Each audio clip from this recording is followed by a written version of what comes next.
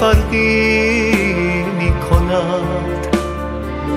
سرد باشی باد یا طوفان چه فرقی می کند؟ مرزها سهم زمینند و تو اهل آسمان.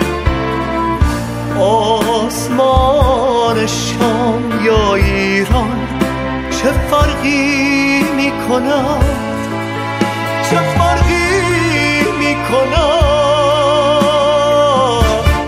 مرز ما عشق است، هر جا اوست آنجا خاک ماست. سامرا غزه حلب تهران چه فرقی می کند؟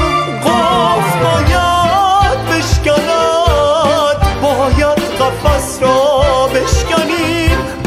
حسرت زهرا و آبادان چه فرقی می کند؟ چه فرقی می کند؟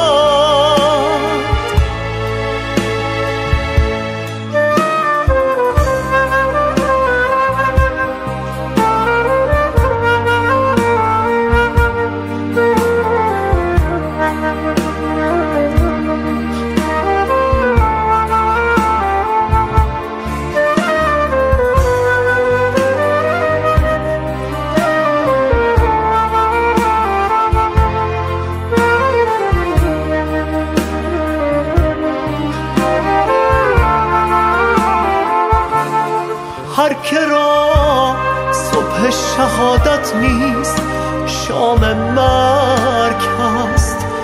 بی شهادت مرگ با خسران چه فرقی می کند؟ شعله در شعله تن ققنوس می سوزد، ولی لحظه آغاز با پایان چه فرقی می کند؟ چه فرقی می کند؟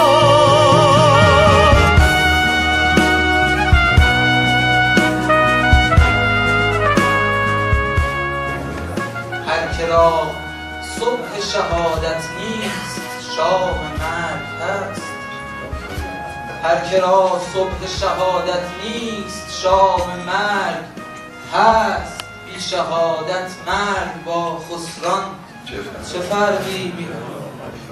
شعله در شعله تن ققنوس می سوزد، ولی شعله در شعله تن ققنوس می سوزد، ولی لحظه آغاز با پایان چه فرقی؟ آفرین خیلی خوب بود، خیلی خوب. لفظ و معنا و مناسبت و نوع